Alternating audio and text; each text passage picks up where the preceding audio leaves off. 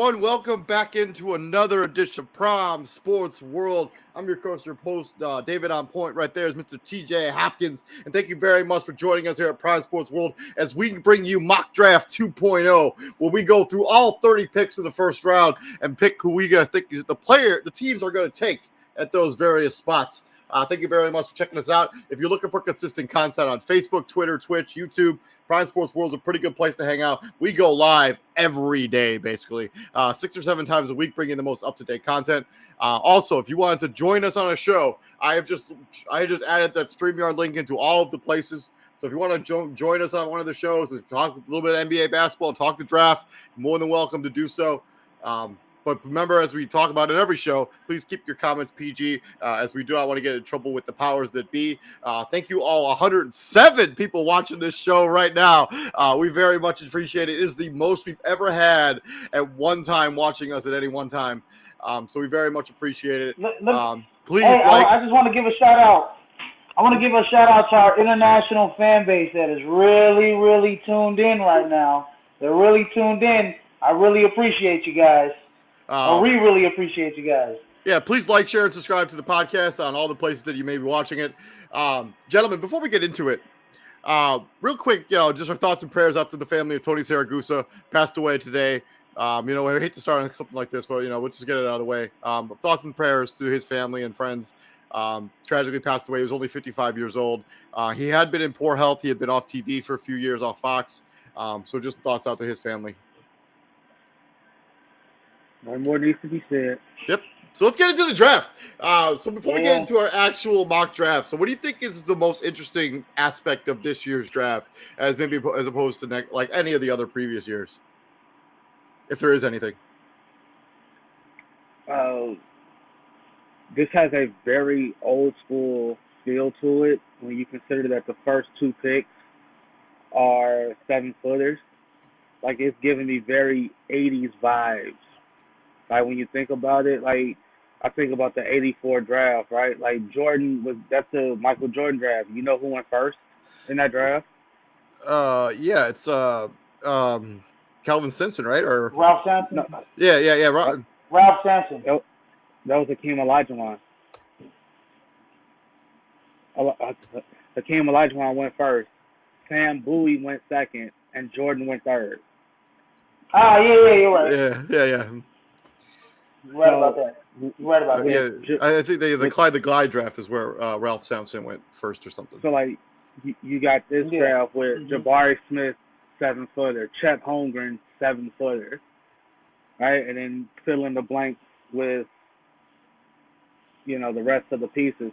All eyes are that's what it's giving me. It's giving me a very hello, Joseph from the Philippines. Welcome. Yeah. and welcome, Ron. I got to be honest with you, I don't know where that flag is from. So, Philippines as well. So thank you very much for checking us out. We do appreciate it. So, let's get into the first pick in the draft. So the Orlando Magic are on the clock. Who do you have them taking with the very first pick in this year's draft? Everything indicates that they're going Jabari Smith as 1. So I don't think there's a reason to indicate that. I mean, to not believe that. So I believe Jabari Smith goes at 1. This is also in preparation of a center like Mo Bamba leaving in free agency. Possibly becoming a Bull. By the way, we will be doing a full NBA free agency show here in the next couple of days. So you don't want to miss that content as well. So if you're looking for that, if you're into that kind of content, we're going to be creating NBA draft content, free agency content. So keep an eye out for that content. That's probably going to happen on Saturday or Sunday. So yeah, I'm going Jabari. I think Jabari Smith, like, he's been the universal number 1 since for a while now. So I think there's no reason why that changes, in my opinion. I agree with you on Jabari Smith. That's probably who I'm having the Orlando Magic shaking. There is some concern that he's sort of similar to Jonathan Isaac, only he might be a better shooter at this point than Jonathan Isaac is at this point in his career. But I'm not sure what you're expecting out of Jonathan Isaac. I know they paid him right before he got hurt. But I think Jabari Smith has about a higher ceiling than even Jonathan Isaac does. So I'm taking Jabari Smith. He's also, I think, a safer pick than Chet Holmgren. Yeah, we'll get to Chet Holmgren. Is he? Oh yeah, number one overall is definitely Jabari Smith. Multi-talented. He's listed at 6'10", but I think he's more 7 foot in my opinion. Out of Auburn, kid can really get after it, man. Orlando's gonna get a gem in this kid. Totally agree with you. Moving on to the second pick of the draft, we got the Oklahoma City Thunder, who got a little bit of lottery luck when it comes to this.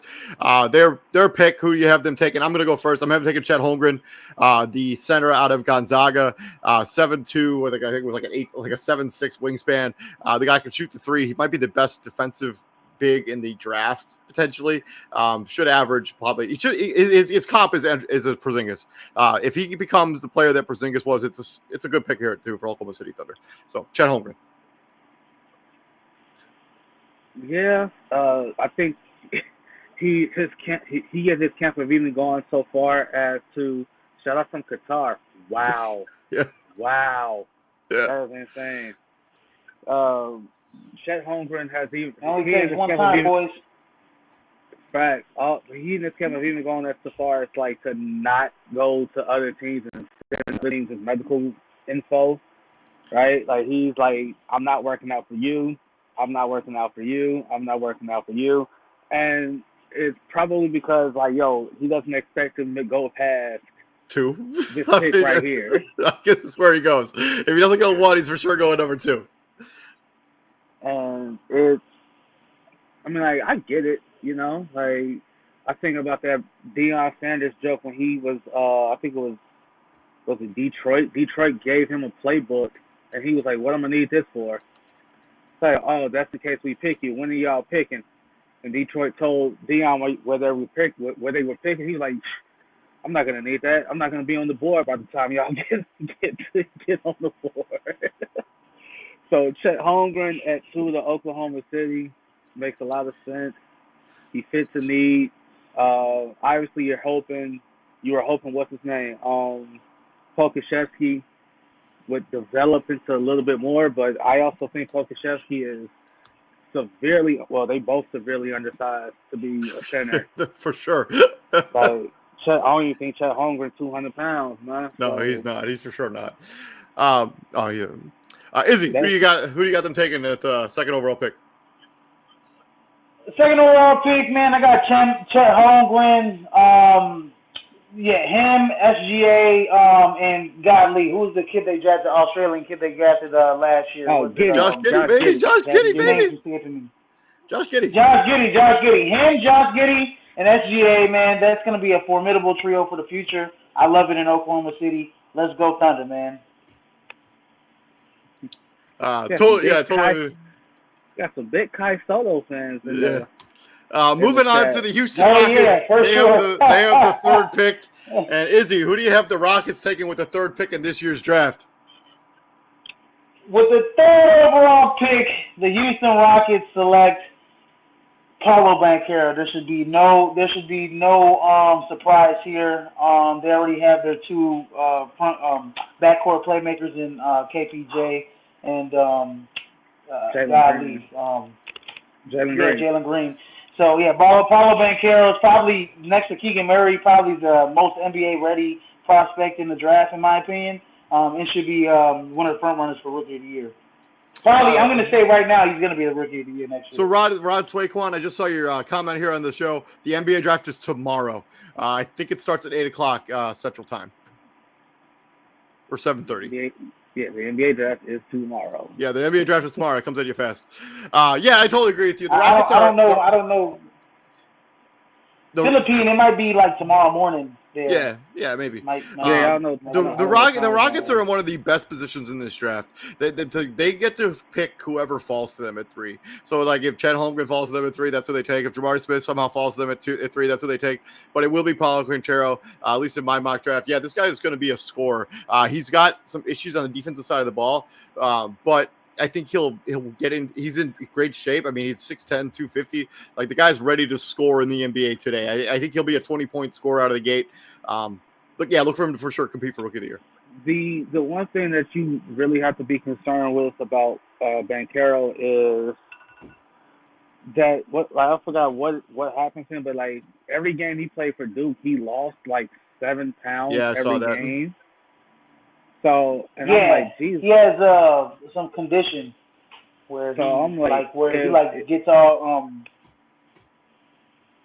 you It's know, certainly like it's certainly a red flag. I mean, but I think the so talent I'm is like so immense. it's right. The talent is worth that issue. Like all like if the only thing you have to worry about with him is make sure you stay properly hydrated because whatever hydration um schedule you had at Duke, it's about to get doubled playing in the NBA. Right? Like you're playing 8 more minutes a game than you're used to. You're playing double the amount of games you're used to. Yep. But Paolo Banchero at 3, that also again makes the most sense here, logically the most sense here. If I'm Houston, this is like this, like you said, they're in the best position, right? Yeah. Whoever falls, They just take whoever that is. That's right, exactly. Moving on to pick number 4, and my mock draft contains 3 trades. This is the first one. I have the Detroit Pistons trading up with Sacramento and giving up Kelly Olynyk. I will show you the details on the trade real quick.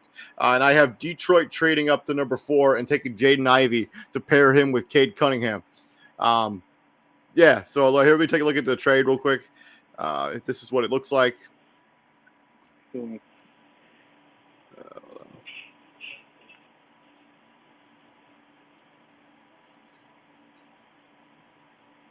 So this is the trade right here. The Kings get Kelly Olynyk and then the Pistons 5th pick, and the Pistons get this pick, and they have to give up Kelly Olynyk. Kelly Olynyk, I think, works really nicely on this King team. He stretches the 4, gives you some versatile at the 5 and 4 position. Somebody who's valuable, and the Pistons aren't really need him because they're on a for sure rebuild. And they just traded away Jeremy Grant this afternoon. They did trade away Jeremy Grant. So yeah, this is the trade. This is what I'm looking at. I got the Pistons taking Jaden Ivey. I think him and next to Cade Cunningham would be lethal. See, the issue I have with both of these, because both mocks that you have Jaden Ivey. Well, Jaden Ivey going to Detroit. Most mocks have Jaden Ivey going to Sacramento. I'll let Izzy say who he thinks going at 4 in a minute. The problem we have here is no matter where he goes, these teams are guard heavy, right? If he goes to Sacramento, you got Fox, you got Davion Mitchell, who you spent the first round pick on last year. I mean, they just traded Tyrese Halliburton away to get rid of this problem, and they're gonna create a new one by adding Jaden Ivey. If I was Sacramento, I'd be wanting to get out of this pick bad. And if you're but like look at Detroit, you got Cade Cunningham, so obviously he's your point guard of the future. You got Killian Hayes. I don't think they're expecting anything out of him. If they could trade away Killian Hayes to get anything of value, I think they would. Well, they're looking at Jaden Ivey. Jaden Ivey's the most he's a combo guard, probably best combo guard in the draft, right? So they're looking at they could pit him next to De'Aaron Fox. I'm sorry. But the right pick, I think, in my opinion, should be Keegan Murray right here. I don't think they're going to go that route, but I have them going with everything. Has them going Jaden Ivey because they just can't pass up on a guy that that's going to put the ball in the bucket from the wing. I mean, he's a combo guard. He's got good length. He's got good size to play either or position. I mean, so did Tyrese Halliburton. I think this guy Jaden Ivey.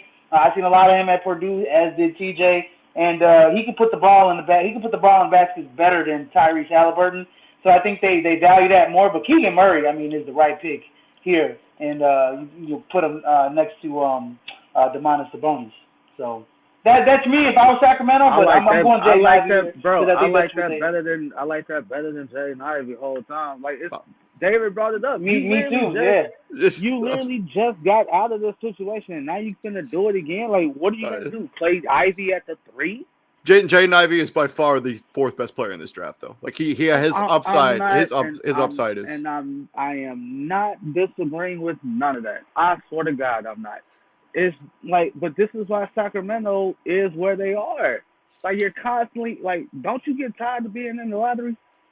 Don't you No, want to like I don't think they do. They like like don't getting you they like getting new toys to play with. Every couple days, every couple of years, like and they Jaden just Ivey's ruin.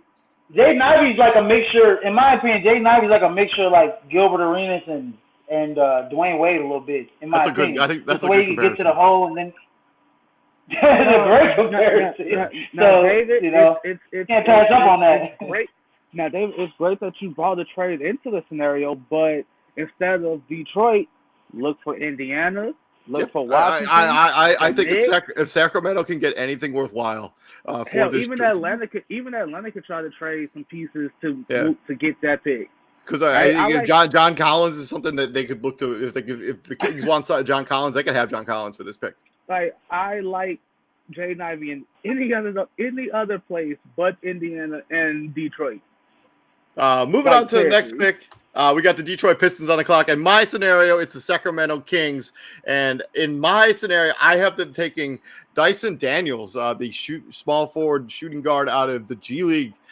So his measurables came back after the combine. He's now like 6'8", with like the crazy upside. And yeah, he's gonna be like a power forward probably at the next level at some point. Yeah, Dyson Daniels ends up being the pick here, and I think they can wait for him to develop a little bit. The shooting touch is still wildly erratic, but if he continues to grow, like he grow 2 inches in a year, he might get up to 6'10" when it's all said and done. Dyson Daniels for Sacramento Kings. Well, that's why Keegan Murray is going to Detroit. You just traded away Jeremy Grant, right? You're probably not done making some moves. So yeah, Keegan Murray, like you're already super undersized in the front court, right? Like Isaiah Stewart is your starting center, right? Isaiah Stewart is 6'8", Eight, maybe, yeah, 6'8", 80, maybe. right? So you throw Keegan Murray in there. I think he immediately should be able to start. Yes, Jabari Smith is definitely going first overall pick to Orlando. Yeah, we established that. So I'm looking at a duo. As of right now, it's a duo of Cade Cunningham and Keegan Murray running the show in Detroit for the next decade. You know, like hopefully. This is another team that's just like, hey, yo, like you got to be tired of constantly hitting the reset button. Like you're hitting it again, right? Like you paid Jeremy Grant, which was a bad move because you were already in a rebuild. And it's like, let me just go get this guy because it's something to do. I mean, he wanted somebody where he could like increase his own value, and I think he's done that. It's like his next contract is going to be way more than $20 million a year. But yeah, Detroit. I think in my situation in Sacramento, Dyson Daniels, I think is ended up being a top 10 pick in this draft. Like when his measurables came back, I saw a bunch of his stock go through the roof. Izzy, who do you got Pistons taking? Hey, 5. At number 5, I got the Detroit Pistons taking Keegan Murray, probably the most NBA ready prospect in the draft. Him and Paulo Banchero they're ready to step into an NBA game like tomorrow or today and ready to contribute to a team. So give me Keegan Murray. I mean, he can do it outside. He can do it inside. He increased his points per game by like 18 from his freshman year to his sophomore year. I mean, yeah, he's in the Big Ten. I look at 2 super sophomores, him and Johnny Davis, and he was the better one out of both of those guys. Keegan Murray here, number 5, Detroit. Moving on to the number 6 pick, which is the Indiana Pacers. And everything you just said about Keegan Murray is 100% accurate. And Indiana runs up to the board and drafts him as fast as they humanly can because he just happens to be here at 6. And he's the perfect complement to Miles Turner at the 4 and 5 position. And they're building a roster that looks really nice on paper. You know, Tyrese Halliburton, Keegan Murray, Miles Turner. If you keep Buddy Hield, you got the other kid, the kid from Oregon they drafted last season, Duarte. Duarte. Yeah, so this is making into the lineup like a really nice starting lineup that, you know, when you look at it on paper, yeah, it should be almost able to compete maybe next year, depending on the development of, you know, Halliburton, if Miles Turner can ever stay healthy to save his life.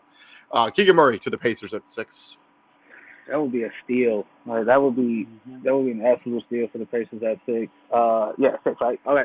Yeah. So every mock I've seen has the Pacers getting another guard, which the only way I see them getting the guard is if Malcolm Brogdon is shipped off, which is I not completely forgot. I completely forgot they have Malcolm Brogdon. Yes. which is not out of the realm of possibility. So Malcolm Brogdon could very well be calling another place home, if not draft date, definitely by the trade deadline. Yeah, I agree with you. Or even at the start of before the start of the regular season, So and some sort of sign trade potentially.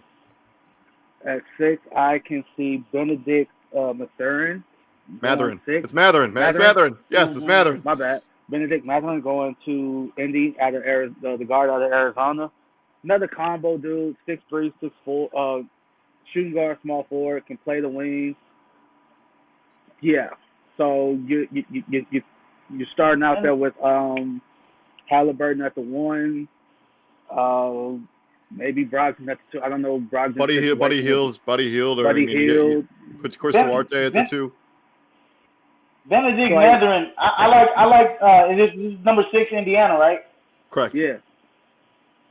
It's so crazy. Benedict Mathurin played on Arizona. I mean, that team is probably international university. They have like 7 guys like that are main contributors that are literally from overseas. So it's crazy. I've never seen a team like that built that way. But yeah, I think I got him here at number 6 with Indiana. He's a guy that can get it. He's a guy that can get out on the open floor, man. I mean, he's a hustler. And he's gritty. He's gonna get it done on both ends of the floor. Super athletic. Yeah, give me Benedict Mathurin here in Indiana, man. Moving on to the 7th pick in this draft, it's the Portland Trailblazers on the clock. Izzy, what do you have Portland doing here at pick number 7? All right, this is kind of where the draft starts to take fold, right? You know, after the first 4 picks. So at number 7, I got Portland taking Shaedon Sharpe here from true shooting guard out of Kentucky. I know that David was talking about earlier, like, oh, they're not done trading. They may trade for Bradley Beal, so they do need some depth behind him. I know if you're trading for Bradley Beal, Washington's probably gonna want Anthony Simons, so he's probably gone, maybe, I don't know. So, but this adds depth to the lineup at the 2 guard for them. So Shaedon Sharpe here. And this is where my second pick in this year's mock draft comes in. I have the Washington Wizards making a trade with the Portland Trailblazers. Let me go ahead and pull that up real quick.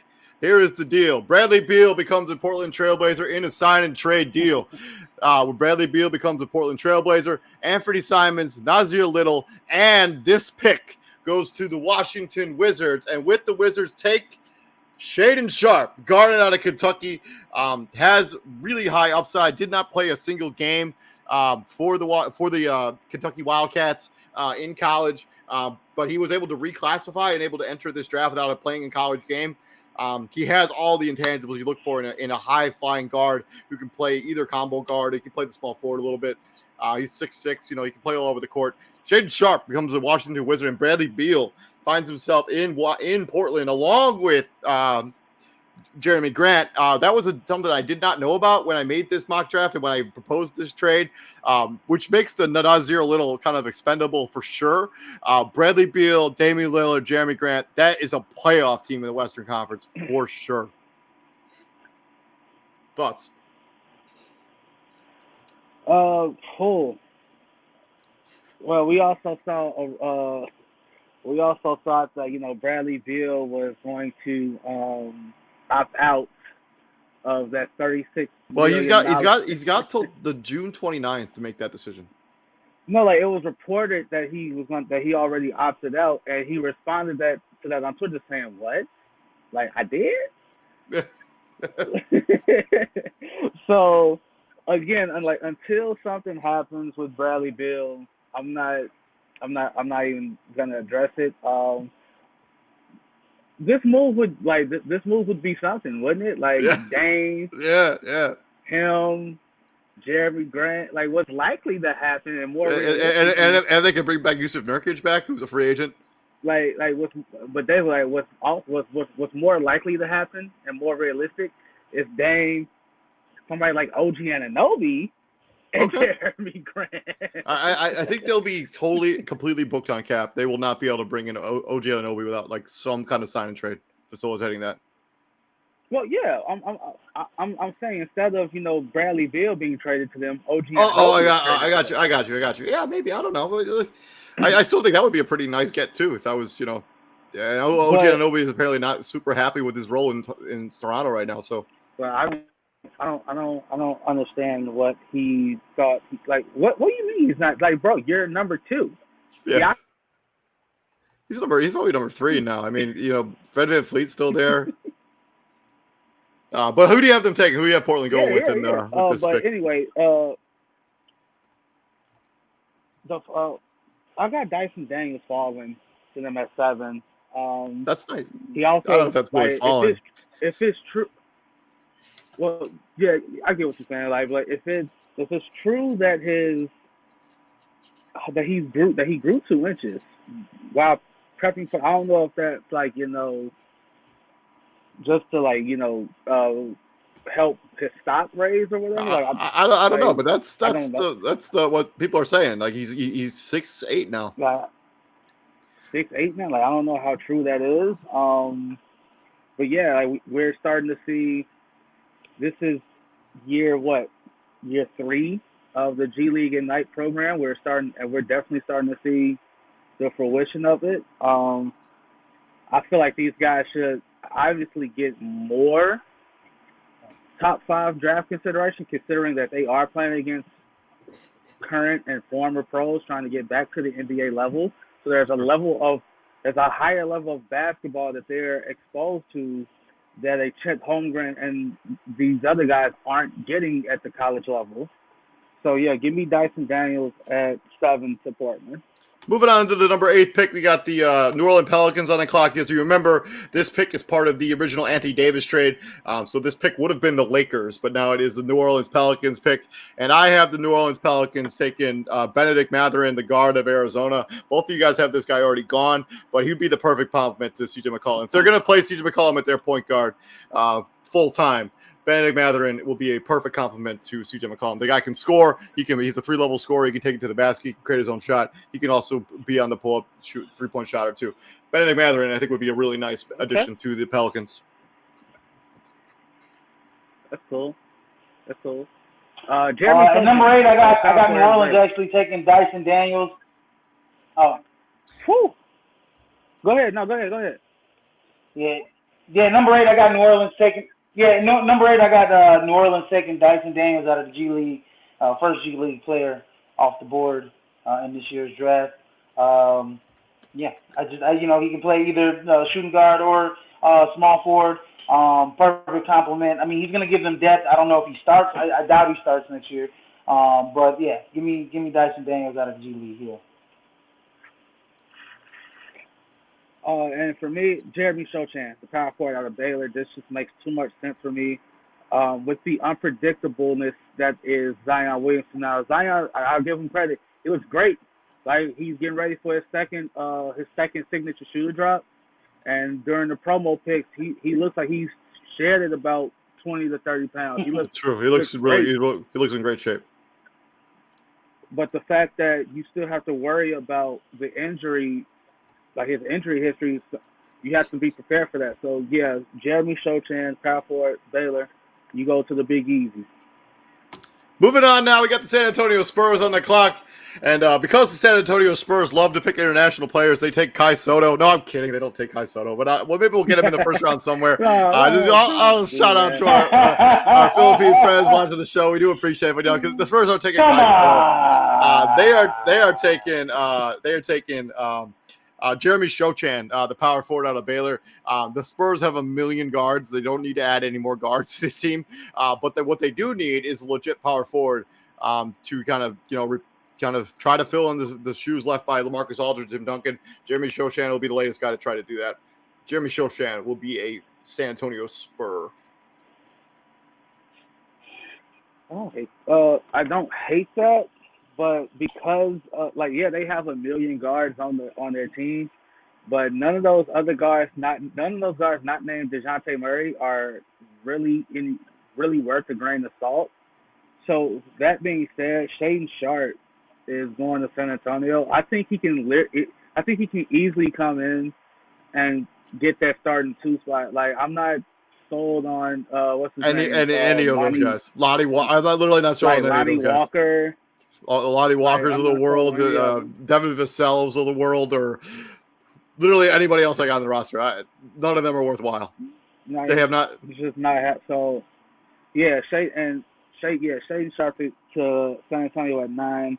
That would be a steal at 9. Yeah, it's highly likely that Kai Soto for our Filipino fans it's like late first, maybe early second. Like I'm an Illinois fan. I'm a huge Kofi Coburn fan. It's likely that Kofi goes second round. Likely, even more likely that he goes undrafted. So that's just the way the cookie crumbles. It's unfortunate, but that's just how it happens. Izzy, who do you got the Spurs taking? I got the San Antonio Spurs at number 9, taking the best player available on my list, and that's Johnny Davis out of Wisconsin, that other super sophomore out of the Big Ten. I know that you said that they don't need enough guards. They have a log jam at guards, but Greg Popovich cannot pass up on a guy like Johnny Davis. Okay? Greg Popovich is probably only like one season next to Jaden Ivey. Right, well, whatever. And so let me tell you, he cannot pass up on Johnny Davis. Johnny Davis is the second best combo guard in this draft next to Jaden Ivey. San Antonio takes Johnny Davis, and he has many, many more Taco Bell commercials. Moving on to this next pick. Wait a minute. Yeah. Pick number 10 is the Washington Wizards on the clock. And I have them taking Jalen Duren, center out of Memphis.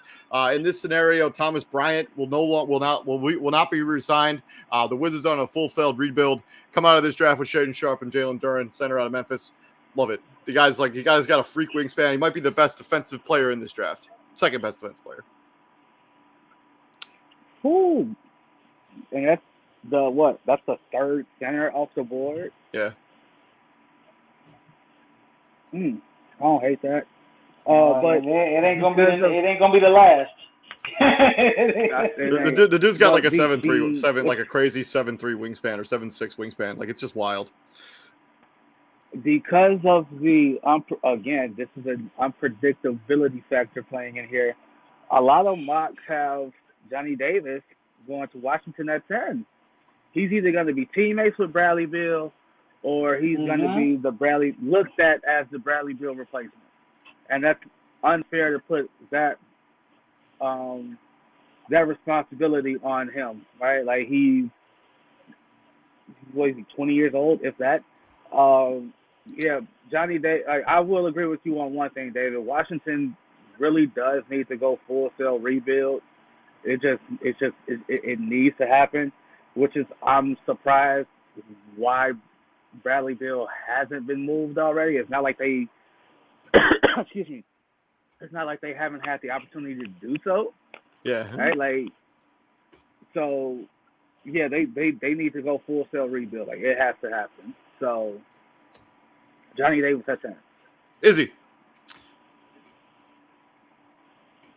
For the Washington Wizards. At number 10, I got the Washington Wizards. Yeah, at number 10, I got the Washington Wizards taking the best three-point prospect in this draft, and AJ Griffin out of Duke.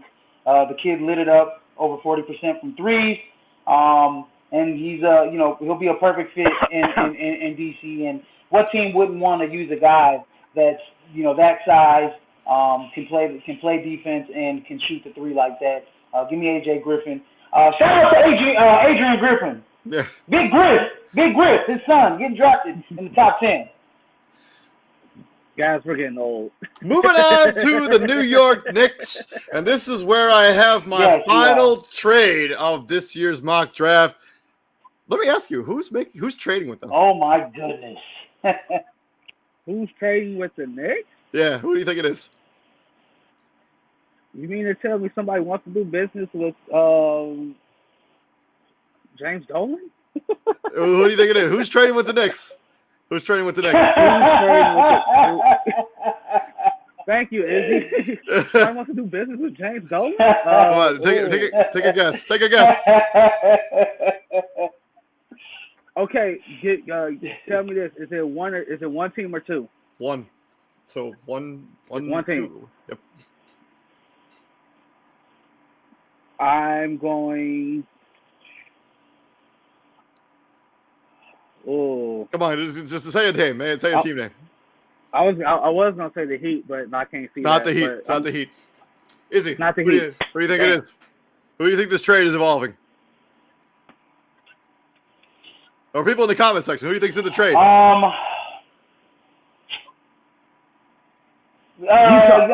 Godly, Brooklyn Nets. It is the Brooklyn Nets. And in this deal, Kyrie Irving is traded to the New York Knicks for Derrick Rose and Julius Randle and this 11th pick in the draft. And with that pick in the draft, the Brooklyn Nets take A.J. Griffin, power forward out of Duke. For all the reasons that you just said, or, power forward, small forward out of Duke, he can probably play alongside Kevin Durant. The guy might be the best spot-up shooter in this draft. I think he shot something like 43% from the three-point line during the season. That's what Izzy said. The Nets trade. They get this pick. They trade away Kyrie Irving. They get Derrick Rose, and they get Julius Randle, who's immediately an upgrade over Blake Griffin and LaMarcus Aldridge that they were dealing with last season. And they take A.J. Griffin with this pick. And they say goodbye to Kyrie Irving. That makes the Nets better. I actually love that trade. That makes the Nets better.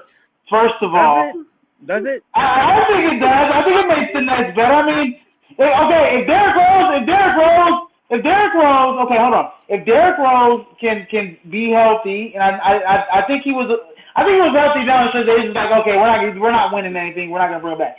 But I think Derrick Rose, if he's healthy, but they can put him on. He can put them on the bench. Best 6 men in the league. Ben Simmons will be your starting point guard. You can put Derrick. Yeah, no, he's the best. He's one of the best 6 men in the league. And then when I look at Julius Randle, I was a big critic. I was very critical of him because he did not add anything to his game from that season before, and he just always seems to go left all the time. Always he starts right, and he always seems to end up left. So he's very predictable. Hopefully he gets out that funk. This makes the Nets better, in my opinion. Then you had A.J. Griffin, who's one of the best spot-up three-point shooters in the draft. Yeah. Oh, this is a win for the Nets. Who do you got them taking? Great trade. Love it. I mean, like, if that happens, I mean, the one thing you're worried about is, in that scenario, is the enigma that is Kevin Durant, right? Like, Kevin Durant came to Brooklyn to play with Kyrie Irving. So if you trade him away, what happens to Kevin? Kevin Durant has already said he's not recruiting players to come to Brooklyn because he doesn't know what's gonna happen to Kyrie Irving. I mean, he's under contract for 4 seasons after this. He's basically stuck. Like, come on. So that being said, like, if that happens, that's a definite game changer. And with A.J. Griffin going to the Nets at 11, I can see that. The one thing I would do, the one thing that Brooklyn desperately needed, and it showed, was the lack of rebounding. Right? Like, they were extremely small with Nick Claxton off the court, and they just weren't playing. Andre Drummond became unplayable after a while, right? Like, that being said, what's his name? I can see Jalen Durant going here. The Knicks, yeah. I mean, the Mitchell Robinson probably is gone, so it makes sense adding him to this team. I'm talking about gotcha. Jalen Durant's probably going 11 either way, right? I mean, maybe not, because the Nets also have a young big that they need to play, that they need to see what they have in him in Day'Ron Sharpe. Yeah. So, like, you need to you got to play that young dude to see what you have. Why he didn't get more run last year is beyond me. That's a Steve Nash issue. But Jalen Durant to the Knicks makes a lot of sense, especially with Mitchell Robinson, another free agent that's been linked to the Bulls and I would love that. elsewhere. I would love it if he ended up into the Bull too. Moving on from there, we got the 12th pick in the draft. The Charlotte Hornets are now on the clock. Izzy, who do you have the Charlotte Hornets taking here with their first of 2 first-round picks? They also have 15. Oh God, Lee, did we skipped 11 and 12 already? No, we didn't. Oh, Thunder! Oh, the Thunder. My bad. Yeah, the Thunder. Yeah, because you just went 11 at New York. Sorry. Yeah, the Thunder. The Thunder. Yeah. I New York. I didn't get my pick for New York. I got New York. I got New York taking Mark Williams, the big center out of Duke. I still got him on my board. And then at number 12, I got OKC taking. You said what now, TJ? Oh, the Mark Williams. And then at number 12, I got OKC take. Yeah. And then at number 12, I got OKC. They're probably in need for a big man, but I got them taking one of the other better wings in this draft. True freshman Malachi Branham out of Ohio State. He can play either shooting guard. He can really play all three. He can play all three. He can handle it a little bit. He can play the wing. I like Malachi Branham for OKC. He gives them some depth at the wing, and he gives them some defense, something to sit behind Luke Dortz in a way. So great minds think alike. Great minds think alike, because that's exactly who I have the Thunder taking at 12 as well. Malachi Branham. And my bad about that. I forgot when I built these graphics earlier. I only did like draft positions, and I forgot I didn't have the Thunder in here twice. It's a whole thing. Never mind. Yeah. But yeah, it's fixed now. Malachi Branham is who I have the Thunder taken, all for the same rationale. Also, Lou Dort is a restricted free agent this offseason, I think. So if they want to keep him, they're going to have to commit money to him, and I'm not sure he's worth committing money to. I would be looking to try to get something to him in like a sign and trade, and Malachi Branham should be a good replacement for him. Give me the Malachi Branham for the Thunder. TJ.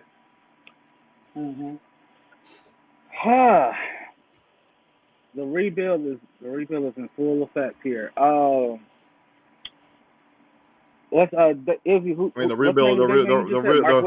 rebuild has been in effect for a while. Yeah, no. Mark Williams went to the Knicks. I had the Knicks taking Mark Williams at 11.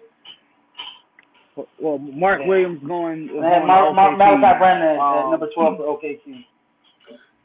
Yeah, Mark Williams is going to OKC now. Again, he gives them something they desperately need. Chet Holmgren, yeah, you're 7 foot, but you're 180 pounds. Pokusevski, you're 7 foot, but you're 200 pounds soaking wet. Mark Williams is not only is he 7 foot, he's a legitimate big man. Right. Like, yeah, he gives them some desperate girth at the big man position. Like, he has the height. He gives them, like, he's not gonna get pushed around and bullied like those other two bigs are. Like, it's gonna happen. Like, there is no NBA body for a guy like Chet Holmgren. Like, what you see is what you get. Yeah. Moving on to the Charlotte Hornets now. TJ, I'll let you make the pick first. Who do you have Charlotte taking here at 13? This is the first of their 2 first-round picks. At 13, that's if they keep one of these. Like, they've been, for whatever, like, they've been linked to Rudy Gobert, Russell Westbrook, Rudy Gobert. They've been linked to trading some of this stuff away. On my board, AJ Griffin's still there, and he definitely gives the Hornets some shooting. Again, you can't. I get it. The college three is shorter than the NBA three, but 42% from three is 42% from three, right? You put LaMelo Ball in the middle of the floor, you run wild, and you just pick your poison. Do I let LaMelo carve me up, or do I worry about stopping him so he can kick out to the open shooters, plural. And he fills the role of Gordon Hayward. I think they're just done with Gordon Hayward in Charlotte. So you try to get rid of him, AJ, because you're gonna have to pay LaMelo Ball here pretty soon. You still gotta play Miles Bridges. PJ Washington is need to make a decision on him next offseason. So yeah, you get AJ Griffin. Yeah. One of the big things the Hornets have been desperately needing is a big, and Mark Williams happens to be here, and he'd be the perfect fit in this Hornets team. He'd be a perfect complement to PJ Washington if you do decide to keep him at the 4. Mark Williams is the pick for the Charlotte Hornets at 13. I'm glad you said that. Here's another team that have a young big stashed away. Yeah, the kid from the kid from Texas, Kai Jones. Kai Jones. Yeah. Why not bring him up to the next level, to the NBA, and see what he can do? All right, like Miles Plumlee is Mason. A more than serviceable Mason. Sorry, yeah. Mason Plumlee is a more than serviceable big man. He's like more than serviceable. But at some point in time, when you take him off the court, you get small. Come on, like call this. He's 7 foot and he can run the floor. Call him up. Yeah, for sure, 100%. What's the worst thing that could happen? Izzy, who do you have Charlotte taking?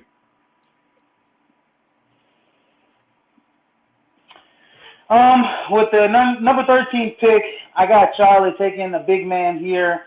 I got them going with the best big man available, in my opinion, and we still left on my board Jalen Duran out of Memphis. Kid's gonna be, kid can block shots. That would be an insane steal. And a good rebounder. That would be an insane steal, dude. Yeah, he's still left on my board. Jalen Duran at 13. Yeah, he's still left on my board. Yeah. 7'5" wingspan, probably the second best shot blocker in this draft. That would be immense value. Yeah, because if you look at it, I mean, I got most of the good combo guards kind of off the top 5 combo guards kind of off the board, as the NBA looking at premier and scoring from the ring. And I think when now I'm starting to look at team need, and I mean Charlotte needs a center. I mean badly, and Jalen Duran's right there. They take him. They rush to the board to take him. Yeah, I agree with you. I agree with you on that.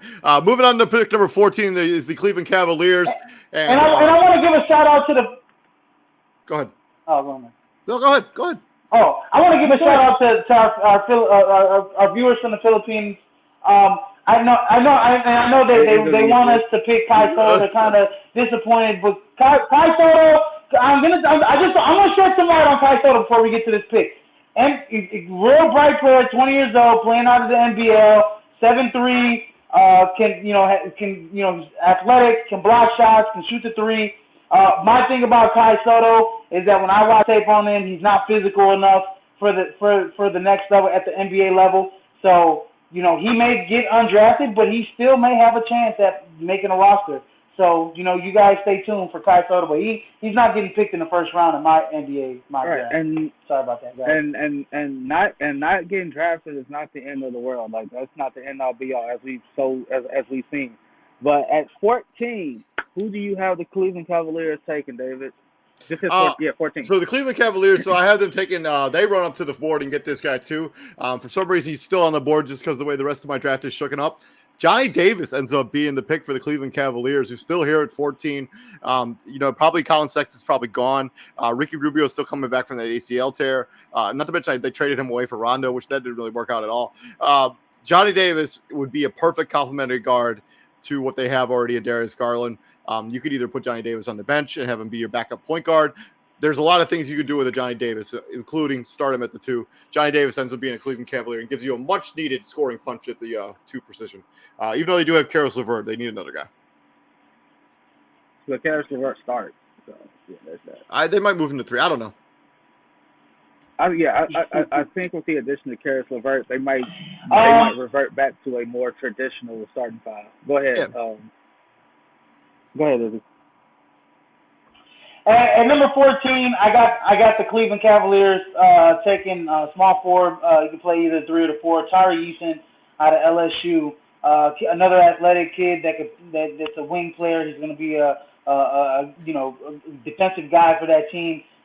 He might be he's going to give them some depth at the wing. And I think he's a guy that that they can lean on to possibly guard the other team's best offensive player, down the line. What's his name? The small forward out of Kansas, O'Shea Agbaji, I think, or Abaji. Mm-hmm. Yeah. He goes to O'Shea Abaji. 14. Yeah. O'Shea Abaji, yeah. He can obviously he's gonna immediately come off the bench, like he's gonna provide a punch for you off the bench. This Cleveland Cavaliers team, like they hit on something last season, right? Like you tried out that old school 80s, 90s lineup with 3 7-footers in the front court with Markkinen, Evan Mobley, and Jared Allen. You were looking real good, and then the injuries happened, right? Yeah. Like Evan Mobley got hurt, Jared Allen got hurt, Markkinen got hurt.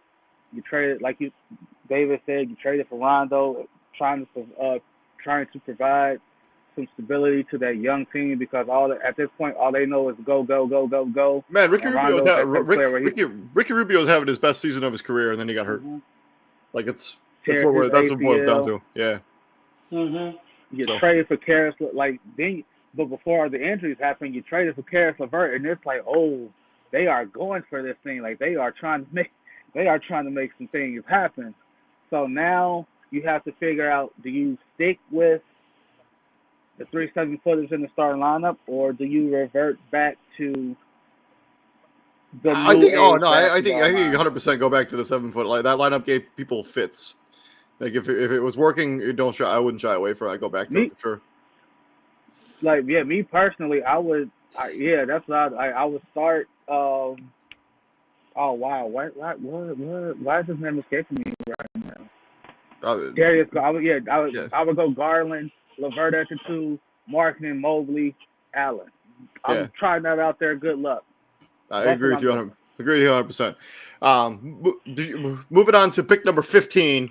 We're going to jump through the non-lottery picks. We're going to go through this a little bit quicker, a little less analysis. We're just going to kind of more or less announce players for these particular picks. I have no more trades left in my mock draft, even though I do think there are a couple spots that could be destinations for a big-time trade. I'll point them out when we get to them, but we're just going to try to run through the rest of this a little bit faster.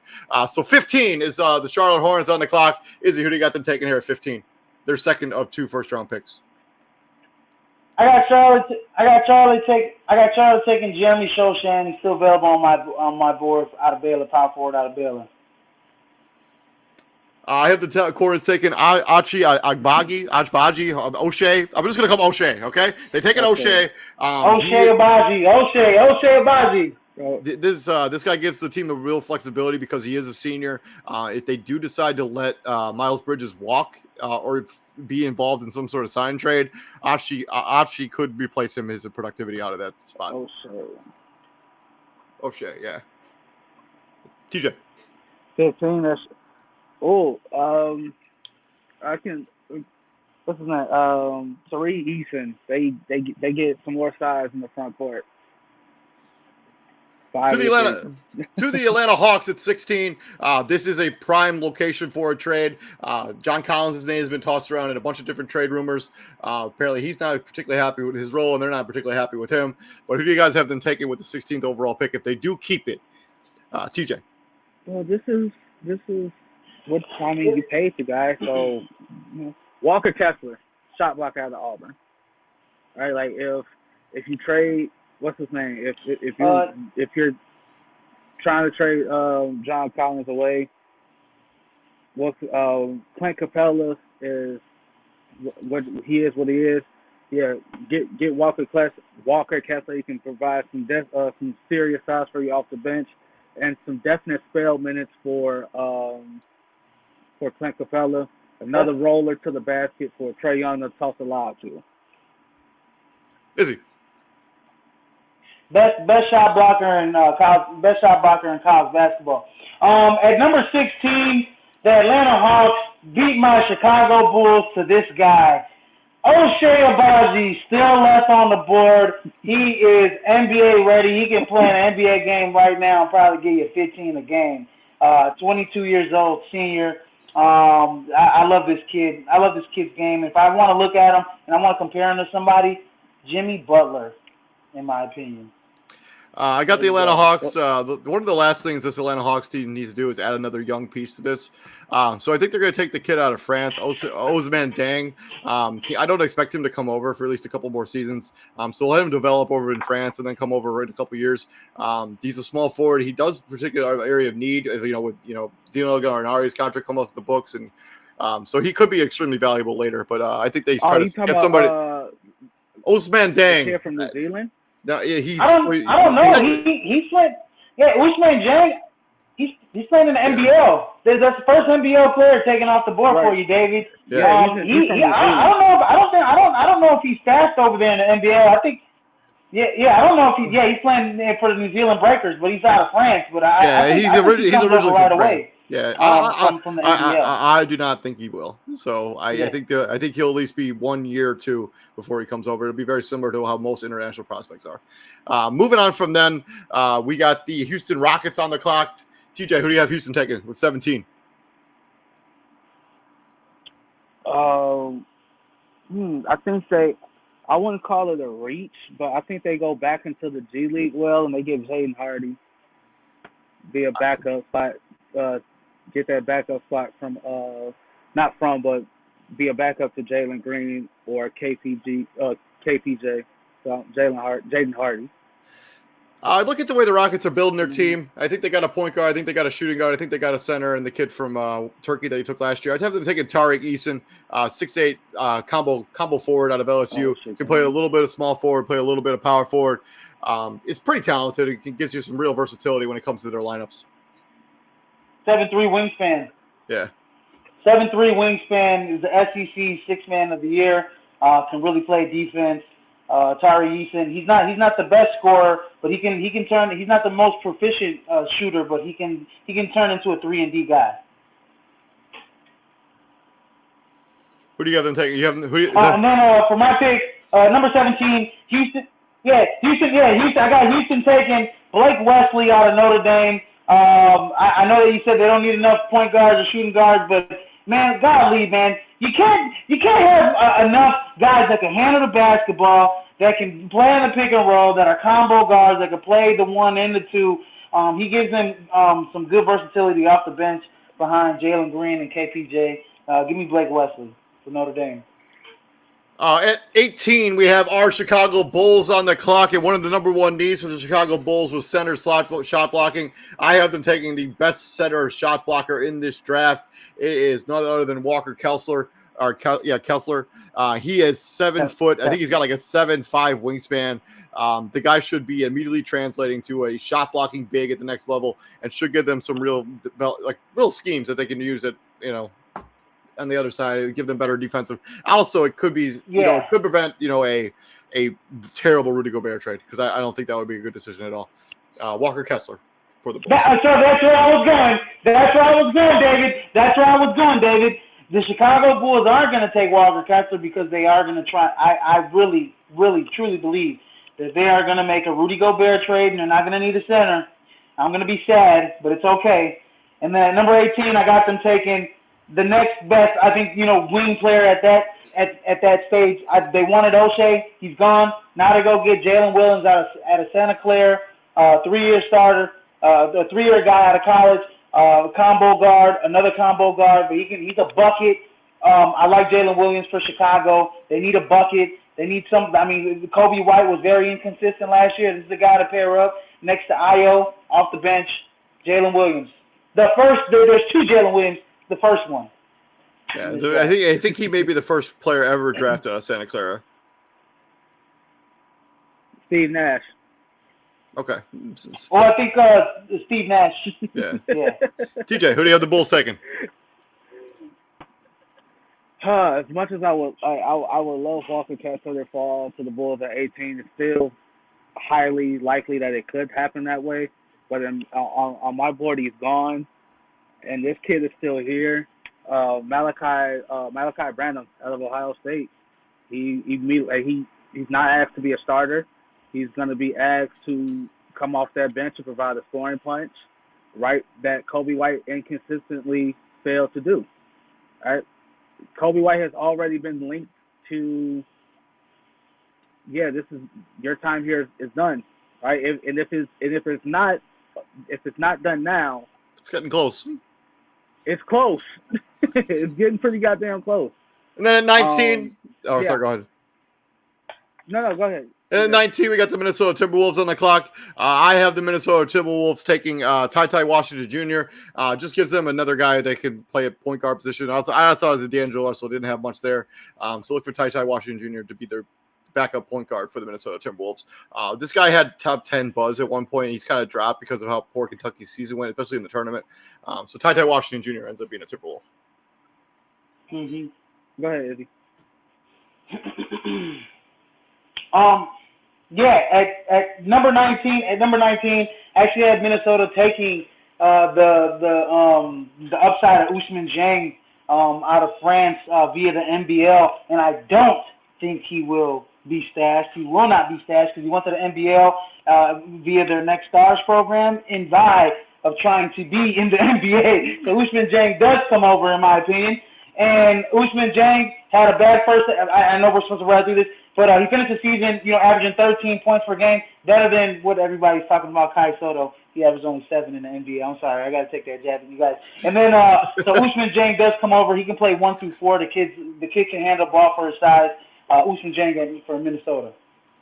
And number go ahead, TJ. Blake Wesley from Notre Dame goes to Minnesota. Again, this is a scoring off the bench or scoring that Patrick Beverly can't give them consistently. Moving on to the San Antonio Spurs, and I actually have the Spurs taking Blake Wesley. I have avoided having them take a big wing player when their first pick, but Blake Wesley's a good player. He should give them some depth. Eventually, one of these guys, you got to hit on one of these wing players. You just have to. Blake Wesley goes to the Spurs. TJ. And because you keep saying, they got to hit on one of these guys, that's why they go after Dalen Terry out of Arizona. Combo guard, point guard, shooting guard combo. You got to do something. Mm-hmm. You got to hit at some point. One of these guys is gonna be something at some point, right? At number 20, I got San Antonio. At number 20, I got San Antonio taking the second G League player off the board, and Jaden Hardy. They could use a guy, shooting guard, small forward, combo guard, could play, 1 through 3. All these guys damn near could play 1 through 3 now these days. But Jaden Hardy gives them some depth off the bench. 21. We have the Denver Nuggets on the clock. Izzy, who do you have Denver taking at 21? At number 21, I got the Denver Nuggets going ahead and taking a 6'3" point guard, Ty Washington out of Kentucky. He did fall a little bit in my draft. I mean, Kentucky had a poor showing in the tourney. But I do like Ty Washington's potential here. He's a guy that he can back up Jamal Murray. But I mean, they're in desperate need of another combo. I mean, they need a combo guard. I know they have Will Barton and those guys. I mean, they had Austin Rivers. Anything could be better than Austin Rivers in my opinion right here. I think Ty Washington would be better than Austin Rivers in my opinion. If he does need to get some run. I'm sorry, if he does need to get some run, just in case Jamal Murray's out. I mean, Ty Washington is. Did Austin Rivers cost you some fantasy stuff or something? Like, God. I'm sorry, man. I'm sorry. TJ, who do you have the I'm sorry, but I'm not wrong. I mean, come on. Austin Rivers is. Come on, man. How he gonna be better than somebody who played in the NBA yet? Who do you have? But Denver taking. Denver goes into the G League Ignite well, and they go get Marjon Beauchamp. Again with Jamal Murray, we don't know when he's gonna come back, and we already know that first year coming off a catastrophic injury, you're never the player you were prior to you getting hurt because you're spending that first year in that first offseason rehabbing versus training.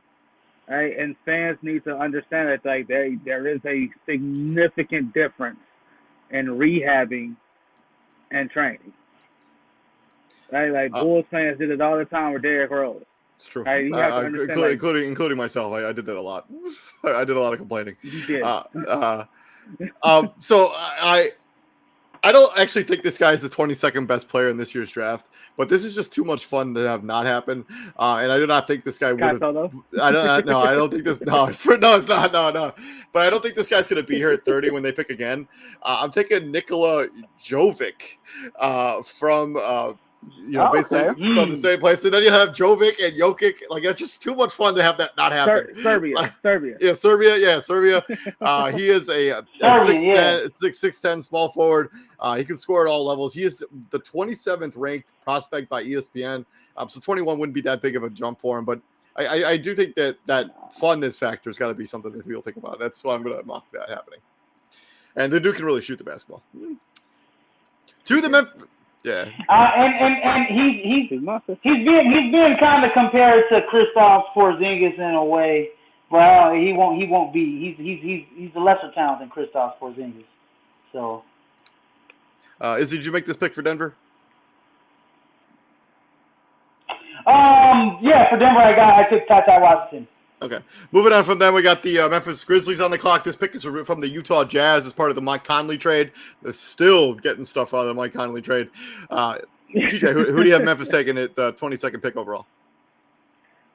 Wendell Moore out of Duke is still on the board, and he goes to Memphis at 22. That's all I got to say. I got them taking Dalen Terry, shooting guard, point guard. If they do let Jones walk in free agency because they're going to have to find a way to keep him, which I don't think they'll be able to afford, they'll get Dalen Terry to basically be the backup point guard, shooting guard. That's who I have the Grizzlies taking. Izzy. So we're on number 22, Memphis, correct? Correct. Yeah, the Memphis Grizzlies with number 22, Memphis. The Memphis Grizzlies with Tyus Jones being an unrestricted free agent, he'll probably be gone and probably garner some money elsewhere. So I got the Memphis Grizzlies getting his backup to John Morant and Kennedy Chandler out of Tennessee, former 5-star prospect. Had a pretty good year at Tennessee. Athletic, can shoot the three. Almost shot 40% from three, 38% from three. He's a bucket. Give me Kennedy Chandler off the bench for Memphis at number 22. I like that a lot, actually. So Jones, right? He's going to be a free agent this offseason. He's led the NBA in turnover margin or assist to turnover ratio for the last 4 years in a row. Mm-hmm. So to 23, got the Philadelphia 76ers on the clock, and I have them taking E.J. Liddell. Just another big body. Besides the Paul Millsap, they don't have a lot of bigs there in Philadelphia outside of Joel Embiid. So E.J. Liddell. Thank you, David. 23. I got the same thing. Yeah, there you go. To Philly. Is this the Philadelphia 76ers? Yeah. Yeah, E.J. Liddell at 23. I don't. Hey, hold on. I've seen a couple. Sweep it. Go ahead. What? Sweep it. It took us 23 picks, but this is the first one we have all the same guy. All three of us got him taking E.J. Liddell, and for what TJ's about to explain. Go ahead and explain it, TJ, because I probably have the same reason why they're taking E.J. Liddell. Yeah, Tobias Harris is he's been linked to some trades. Right, let's be honest. Ever since Tobias Harris got that money, he's been okay in the regular season, but when it's time when rubber needs to meet the road, postseason play, he regresses bad. But they all want to blame Ben. They all want to blame Ben Simmons the prior year. They all want to blame Doc Rivers. You're paying this guy $175 million, right? He was terrible in that closeout game against Atlanta too. But we're going to focus on Ben Simmons passing up on the layup with 3.5 minutes left in the game. Right? They also and they're shopping Matisse Thybulle. So it's gonna be some changes in Philly. I don't know what, but something's gonna happen. Moving on to pick number 24, we got the and shout out to E.J. Liddell, Illinois boy. Moving on to pick number 24. E.J. Liddell's Illinois boy out of Bellevue, West or East or whatever the case is. We got the Milwaukee Bucks on the One of clock. them babies. I have them taking Jaden Hardy out of the G League Ignite. He sort of had a semi-disappointing season at the G League Ignite, but I think if there's a team that can take a shot at him, it's Milwaukee. And they need a guy who could really score, and this dude can score the basketball in bunches. So Jaden Hardy becomes a Milwaukee Buck and gets to play with Giannis. Ooh. TJ. Jaden Hardy. This is Milwaukee, right? Milwaukee at 24. 24. Huh, what do they need? They need depth. What's his name? Pat Connaughton has opted into his it's not much. I think it's like 5.7 million or something like that. We kind of saw what happened to them in the playoffs. Like they just ran out of gas. 5.7 million. Every mock 5 points. Every mock I've read has EJ Liddell going to Milwaukee at 24, but obviously that can't happen because he went to Philly at 23. So I think they go wing. They go wing depth. Man. Osman Dieng out of the NBL goes to Milwaukee at 24 because he's still there for me. Is he? Milwaukee. At 24 for me, I got Milwaukee taking Wendell Moore out of Duke. Next to O'Shea Abaji, I think this kid is I believe he's a junior or senior if I'm not mistaken out of Duke, but he's super solid all around. He doesn't do one thing great, but he does pretty much everything exceptionally well. He's across the board, so they're gonna get a solid contributor day one in Milwaukee to contribute. And I honestly would think he's gonna get some minutes, some run next year. 20 to 25 minutes a game. Fits well in Milwaukee. Give me Wendell Moore. He can put the ball in the basket. He can D up your wing players. So give me Wendell Moore out of Duke. 25, we got the San Antonio Spurs on the clock. Izzy, you are back at what is your pick for the San Antonio Spurs? This pick is from Boston as part of the Derek White trade, if you remember at the trade deadline.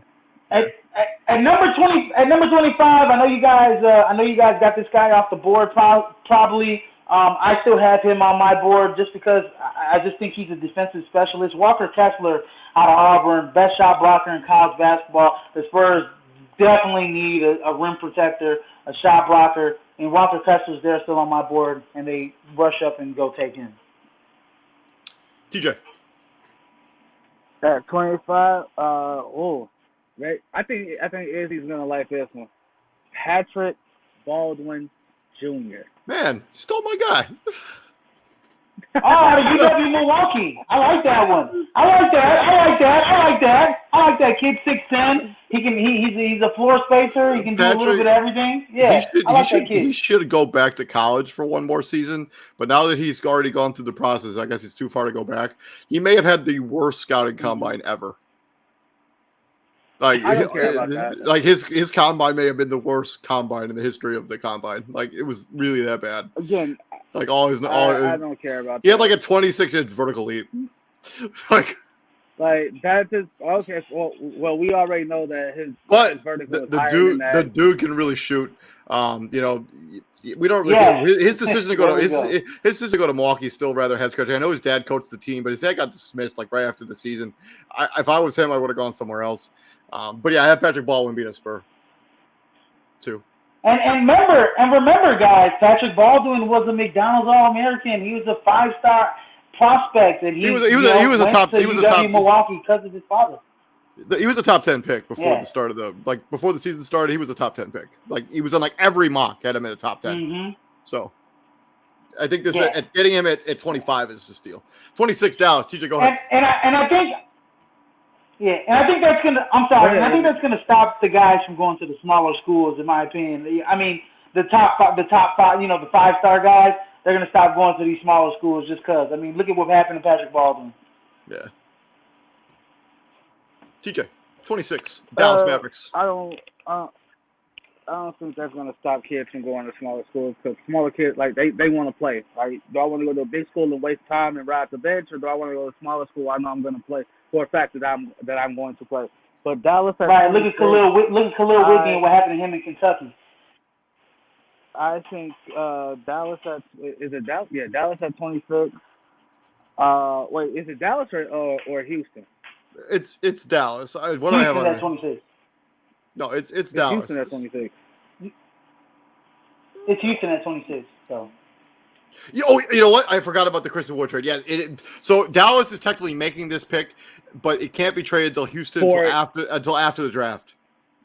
Like they have to make the pick and then trade it away. So technically, it's still Dallas on the clock because they can't trade it until after. Okay. But yes, this is Houston's pick. Okay, well he's still on my board. He's gone off of Davis. I'm not sure where he is on Izzy's, but Ty Washington is going to get drafted by the Mavericks, but he's going to get shipped right down the street to Houston, and yeah, Ty Washington at 26. I also have them going point guard. I have them taking Kennedy Chandler, point guard out of Tennessee. Had a pretty good freshman season, 5-star recruit, as you mentioned earlier. So, Izzy. Oh, and then at number 26 for me, I got Houston taking the prospects of Nikola Jovic out of Serbia. The kid's being touted as another unicorn in a way, like a Kristaps Porzingis in a way. I'll see, whatever he turns out to be. But he's kind of slipped in his draft. He early in the year he went from top 10 prospect, and he's being touted as a late first rounder. And I think that's due to toughness, in my opinion, and sleight of frame. But he is a guy that can shoot it. He can handle it. He has some ability on the defensive end. I think teams are just worried he'll get bullied a little bit down there, and won't upstand the rigors of the NBA. But give me Nikola Jovic. Moving on from there, we got the Miami Heat on the clock. Izzy, who do you have the Miami taking with the 27th pick in this year's draft? I got the Miami Heat going with Dalen Terry, combo guard out of Arizona, second Arizona kid picked in the first round. They had a great year last year. Dalen Terry was one of the reasons for that, him and Benedict Mathurin. So I think he'll contribute off the bench for Miami next year. So. One of the big problems for the Miami Heat is they relied so heavily on Jimmy Butler in the playoffs. I'm going to give him some help. I'm taking Jalen Williams, the kid, shooting guard out of Santa Clara, 6'6", 190 pounds. He's also 21 years old, one of the older players they've taken in the first round here. Shot 75% from the field in 2 games in 1 point. So, yeah, give me Jalen Williams, Santa Clara, to the Miami Heat. Should be able to score. Jalen Williams is a bucket. He's a bucket. Yeah. He's a bucket. He's a bucket. He's a bucket. Bless you. And thank you. And I agree with David. There was too many guys on that Heat team that could, outside of Jimmy Butler and Tyler Hero, but Tyler Hero was never really the same with that groin injury. So Jalen Williams provides a third option for them who can create his own bucket. And we saw how limited they were in the play, especially in the Eastern Conference Finals. I mean, it's a miracle that they took Boston to 7, right? Like that's just 100%. That was just the will that's just the will that was Jimmy Butler. I can also see them going somehow, some way, like front court. I don't know who, but it can happen. Like Bam Adebayo, to me, is not like he's not a traditional center. He's a power forward masquerading as a center. So you need a 5 that you can throw in there, and you can slide Bam Adebayo down a notch and go from there. So, but Jalen Williams, I was going between scoring. And I thought of that. I'm sorry to cut you off, TJ, but I thought of that too. That they needed some size. They needed some rim protecting ability. I thought of 2 guys on my list. I'm looking at them right now. I'm sorry, I'm off camera, but John Butler from Florida State. I just thought that John Butler was he's 7'1". He's listed as under 200 pounds.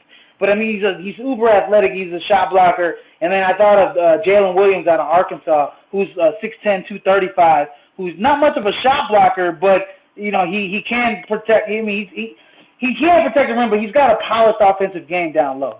So that's my opinion for those 2 big guys. If you're looking for a late round big guy for Miami to probably expect, those are the 2 guys to probably look at. Moving on to 28, you got the Golden State Warriors on the clock, fresh off of their 4th NBA title in 8 seasons. Who do you guys have Golden State for? Actually, I'll go first. I have them taking Wendell Moore Jr. They're at the wing positions, a little bit of uncertain there with GP2 free agent and Otto Porter Jr. the free agent. Probably not going to be able to keep both those guys. He's a wing. He should be able to give you some versatility at the wing, just in case you let one of those guys walk.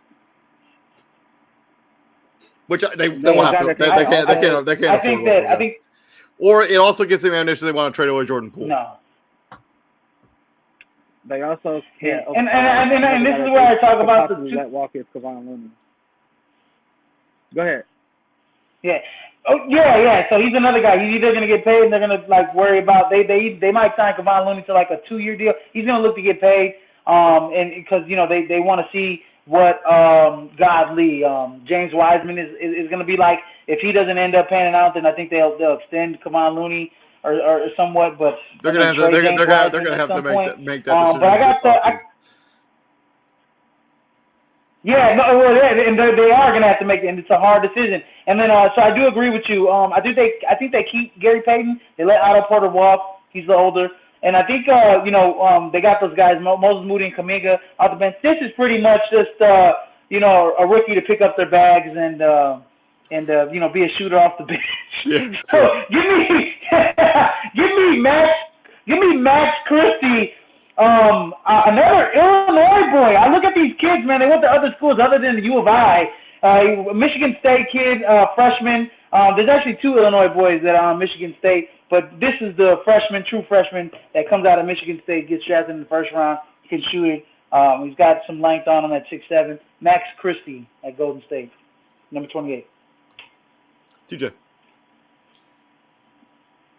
Just to ease the mind of the international fans here, the Filipino fans, Kai Soto goes to Golden State at 28. There you go, baby. We don't know what they're going to do with Kevon Looney. You also, to Izzy's point, you got to see what you got in James Wiseman. So why not? Again, if you're a Golden State fan, you're not worried about the future right now anyway, right? Like, you're still riding the coattails of Draymond Green, Steph Curry, and Klay. Did you hear that, our Filipino friends? TJ has Kai Soto being drafted by the NBA champion Golden State Warriors. There you go, guys. Big Golden shout State out. Warriors. By the way, thank you very much. No, hold on. I will say this. I actually, if I'm gonna pick a guy from the NBL, I would have went with McCord Maker. I would have went with McCord Maker other than Kai Soto, but I like the Kai Soto pick, TJ. In my opinion, I mean, he's a guy you're gonna draft in stats. Are there other players that are better than him? Yeah, but they're gonna demand probably more playing time, maybe. But Kai Soto's a guy.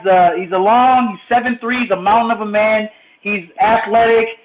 He's a rim protector, a shot blocker. He's a guy that they could stash. And I think he's a restricted Asian player, if I'm not mistaken. So I think they have to make some type of adjustments. I mean, kind of get him over here. But yeah, buyout. Yeah, but he's in the NBL in the Future Stars program. So I don't see there being a problem with getting him over. But, he's a guy you stash in the G League for a couple years. He's not ready to play in the NBA right away, but he's a guy that you could stash, and he's got some potential. Moving on to the 29th pick, Memphis Grizzlies on the clock. I have them taking, Jake LaRavia. Yes, thank you. LaRavia. Out of Wake Forest. 6'8", 235, power forward out of Wake Forest. I probably should have tried to pronounce that name before I tried to say it just then. But also, if you were wondering for some crazy reason, Max Christie is not related to Doug Christie. If anyone was curious or wondering that, because I looked it up. No, he's not related to Doug Christie. But yeah, this guy, was runner-up for ACC Player of the Year, was an excellent basketball player down the stretch. It should give them some depth at the power forward position that Memphis could use. Don't hate it. No issue with it. Jake LaRavia. Yeah, I like the Jake LaRavia pick, man. He's big solid kid, man. I thought you were gonna say Kenny Lofton. I'm just playing. Kenny Lofton, big chunky boy from Louisiana Tech. But anyways, I'm gonna go with number 29, Memphis. They go ahead and go get some more wing help And this time they go get a guy that's going to back up possibly Desmond Bain and Marshawn Beauchamp out of the G League, the third G League player taken in this draft out of the Ignite. Give me Marshawn Beauchamp for the Memphis Grizzlies. And then to the final pick in this year's in the first round, we have the Denver Nuggets on the clock, and I have them taking Marshawn Beauchamp too. TJ had them taking him at 21. I have him falling all the way here to 30. Denver gets a guy who can be a reliable scorer off their bench or even start if they do decide to trade Will Barton, maybe to see what his value could be. This guy gives them some valuable minutes off their bench, and he's kind of a steal at 30. For Denver, and they've been known to get steals in drafts before. It's happened. They got a two-time MVP in the second round. They got Michael Porter Jr. at 15. They got Jamal Murray outside of the top 5. So, I'm gonna go Christian. Hey, TJ, you gonna have you got a big fan base now that you picked Kai Soto, buddy. I mean, it just makes TJ Twitter handle about to go crazy in the Philippines. So yeah, I'm gonna go Christian Braun for Denver at 30. Combo player out of Kansas, shooting guard, small forward, can give them some depth at the wing. So I'm gonna go Christian Braun for Denver at 30. And that has been our full first round mock draft for the 2022 draft. I haven't picked. My bad. I haven't picked down. I didn't pick my 30th pick. Yeah. At number 30, I got Denver taking Jalen Williams out of Arkansas, 6'10", 235. I mentioned his name, the second Jalen Williams, power forward center. They need a guy next to Nikola Jokic that's gonna ease off the pressure, and I think Jalen Williams is that guy. I think it'll take him a year or two, but I think he'll be a guy that can average 16 to 18 and 8 and 9, possibly 10 in this league. I think Jalen Williams is an absolute steal in this draft late in the first round, and I love this pick for Denver. This pick must have gotten traded to Denver within the last few hours, because a couple of the graphics I have being like an Oklahoma City pick. So I don't really know exactly what. So we're just gonna roll with it, because in the graphic it says Oklahoma City, but when I actually put the mock draft together, it's Denver's pick. So just ignore all of that nonsense. Moving on, yeah. So that's been our. I don't know, man. I don't know how Denver got that pick within the last few hours. I can't answer that question. But yeah, that's been our 2022 NBA mock draft. Please like, share, and subscribe. Thank you very much, all of our Filipino friends, for checking us out here at Prime Sports World. You guys made this show a lot of fun, and we really do appreciate the viewership. And continue checking us out. We create NBA content basically like once or twice a week, filter it in with our NBA stuff. So continue checking us out. We are the most active podcast on all of Facebook. We go live virtually every day, bringing you guys the most up-to-date content. I've been David Huppman. Right there is Mr. Israel Rivera. There's TJ Hopkins. And continue checking us out at all the places: Facebook, YouTube, Twitter, Twitch. Gentlemen, what we do here at the Prime, my friends? We bring the heat. We bring the heat, ladies and gentlemen. We bring the heat, and TJ makes some Filipino friends very happy by taking Kai Soto for the Golden State Warriors. We'll be back here tomorrow. I'm not sure what we're going to be doing yet tomorrow. It's kind of like a play it by ear. It will probably be an NFL season preview, probably the Washington Commanders. So stay tuned for that content. David Huppman, Israel Rivera, TJ Hopkins. We will see you all tomorrow. You all have a good day. And we will be recapping the first round of the NBA draft on Friday. Peace out. Peace out, guys.